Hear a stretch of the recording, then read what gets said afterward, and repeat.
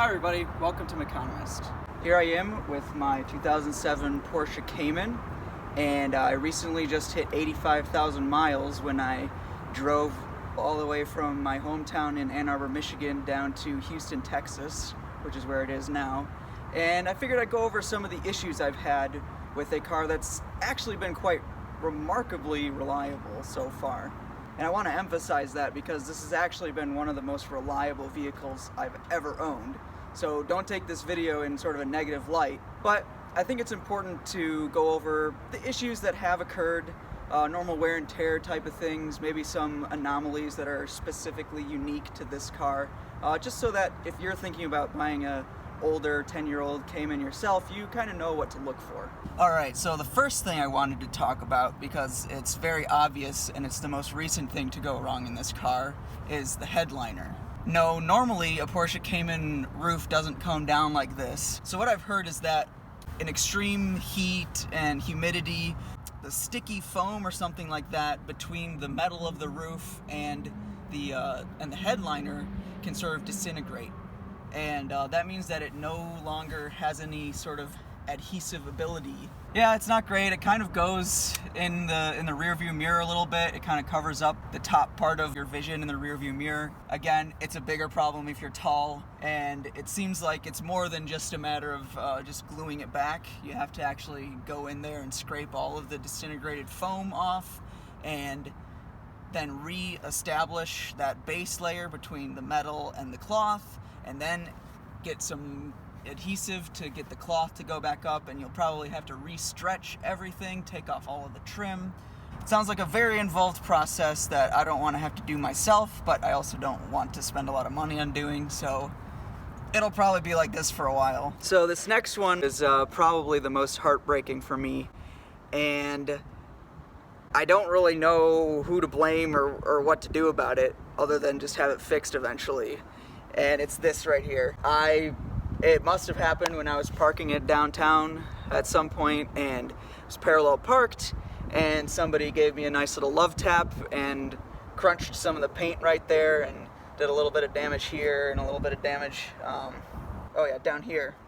So it was really disappointing to see that, and there's really nothing I could do because I don't know who did it. I don't know exactly when it happened. I got a quote on it. It's gonna be like $900 because they have to take the whole front bumper off and replace it, basically. It's not great. I'm hoping I can find a body shop that'll give me a better quote, but at this point it's really not noticeable when you go far away. We only have to go about 10 paces away, and then you can't really tell anymore, so it's not that big of a deal, right?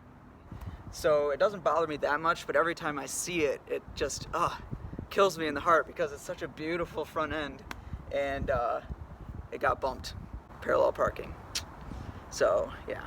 I am one of those people that doesn't have any concerns with actually driving and parking my car like a normal car, and this is just one of the consequences of that lifestyle, I guess. So it's par for the course, and I guess you just gotta live with it. So the next thing that I've had some issues with is actually one of my favorite parts of the car, if that makes any sense, and it's these cup holders.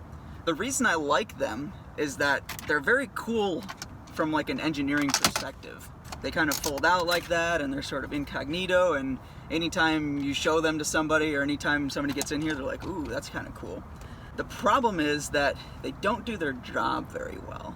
There's a very specific size and weight of beverage container that will fit in these things and not spill, and it's this, like a lightweight water bottle that will fit in there, and since it's flexible, it'll squeeze in there and it won't move, and since it has a lid, it won't spill. The problem is when you get into some bumpy roads, it kind of squeezes it a little bit, and it gets very, very annoying crackly sound. Anything that's like a coffee, like a Starbucks cup, beware. It will spill if you go over the slightest bump. I mean, this is a sports car, so it does have tighter suspension than average, and these things do bounce a little bit. Watch out with your Starbucks cups, watch out with your definitely no open containers. If you have a can of Coke, that's probably gonna spill a little bit too. It's almost worth it though, because these things are so friggin' cool. I mean, look at that. Only German engineers could come up with that. So the next thing, I've got to contort myself a little bit to show you, is the wear that's going on the leather seats here. So this is a very common issue with Porsches that I've seen dating all the way back to the earliest Porsches with leather seats. Since there is nice bolstering, your butt ends up scraping against here pretty much every single time you get in and out. I don't care how fat or skinny or whatever you are, or how careful you are, you're gonna end up brushing against here. And after 85,000 miles and hundreds of times of getting out, in and out, and brushing against here, it gets a little bit discolored and there's a little bit of wear and some cracking going on here. So if you see this on your Porsche, just know that it's very normal. It's not great. It can be fixed pretty easily. It's just, again, it's just going to cost a little bit more money. And if you treat it well and you clean it, which I obviously need to do because there's some scuff marks right here, which is a little embarrassing, it should be all right. So the next thing is the hazard button here. And this started not too long after I bought it, actually, but it hasn't gotten much better. Basically, it's just very sticky, and when you press it, it's very hard to press. Press it back in, it's very hard to press. I think if I took this out and I just cleaned it and put some Vaseline or WD-40 on there, it would be fine, but there it is. That's something that's just gonna happen on older cars with lots of plastic buttons. Another issue I've had that probably isn't the manufacturer's fault, but it was annoying anyways, is this area right here had some peeling of the window tint. And as it was peeling, every time you rolled the window down or opened the door and the window rolls down a little bit, it would peel off a little bit more. And you'd open the door and it would peel off a little bit more. I didn't want to do a full window retint, so what I just did is I took an X-Acto knife and I just cut off the part that was peeling, and I haven't had any issues with it since, so problem solved. So it's hard to say if this next one is really an issue with the car or an issue with the user, but this gas cap gave me a little bit of an issue when I opened it as normal and I took off the fuel cap, right? What happened was, when I took it off and I let it, and I kind of set it down here so it wouldn't scrape the paint, it broke off. What I did, I noticed that it broke off, and I put it back on, and then what I was doing since then is I was just putting it up here on my windshield. And guess what? I forgot that it was on my windshield. I pulled out of the gas station, all of a sudden my check engine light's going on. I checked the codes and there was a fuel tank issue, and I was like, oh crap, there's a fuel tank issue. Turns out it was the gas cap that was missing. So I just went on eBay, bought a new gas cap.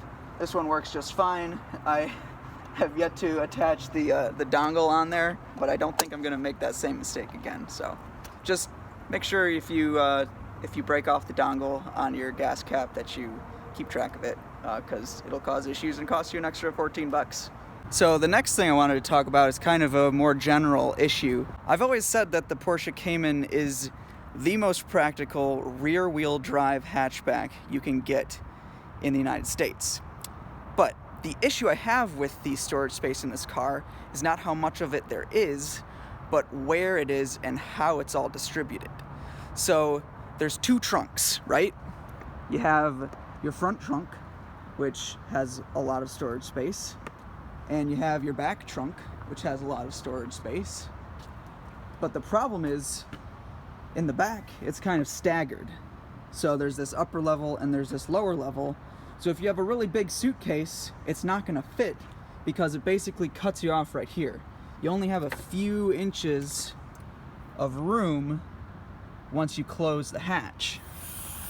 So if you have a large suitcase, then too bad. You're gonna have to put it in two different suitcases, put one down there, one there, or one in the front. I was able to fit 3 Miata tires in here, which you can see in a different video, but the Porsche tires itself, and I know I still have snow tires on there, don't kill me in the comments, I'm gonna get them changed, but you can't fit its own tires in here, which is so frustrating because it's so close.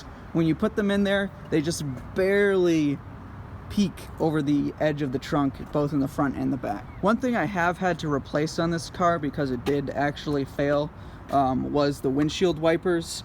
They were being very streaky and really weren't getting the water off of the windshield. So I just got them replaced, and it wasn't a big deal. But make sure you keep your windshield wipers up to date. It's definitely something underrated in terms of safety. So another thing that's been bothering me lately is the range of the key. So it works right now, but watch this. We're barely even 15 yards away, and it's already not working. Maybe that's an issue. Maybe I just need to replace the battery in this beautiful key. But it's kind of annoying when you're looking for your vehicle in a parking lot or something like that, and it's just not beeping. Or sometimes you can even walk up to the vehicle and it doesn't work. So it's inconsistent with the range, and it seems to really only be worse on this key than on my other key. So that tells me that it might be an issue with the key and not the car itself. But still, that is a manufacturer-made thing, as you can see, and I wish it was a little bit better. As you can tell, I'm kind of grasping for straws a little bit with issues on this vehicle. And that's because overall, it has been one of the most reliable cars I've ever owned. I love the crap out of it. It's gorgeous, looks great in this light right here especially. And I haven't had any major issues with it. It's never left me stranded. And of all the issues I discussed today, I would say the sagging headliner is the most annoying issue, just because every time you get in it, it's brushing your hair and it annoys my passengers. And it doesn't look great either, but it's not a mechanical issue. It doesn't stop you from driving and enjoying the vehicle, so it's not that bad. And again, I would highly recommend a Porsche Cayman for anybody that's looking for a pretty reliable, very fun, very nice, surprisingly luxurious sports car for about $20,000. And I bought mine for that much at about 70,000 miles, and it has been great. Thanks again for watching, guys, and I'll see you guys in the next one.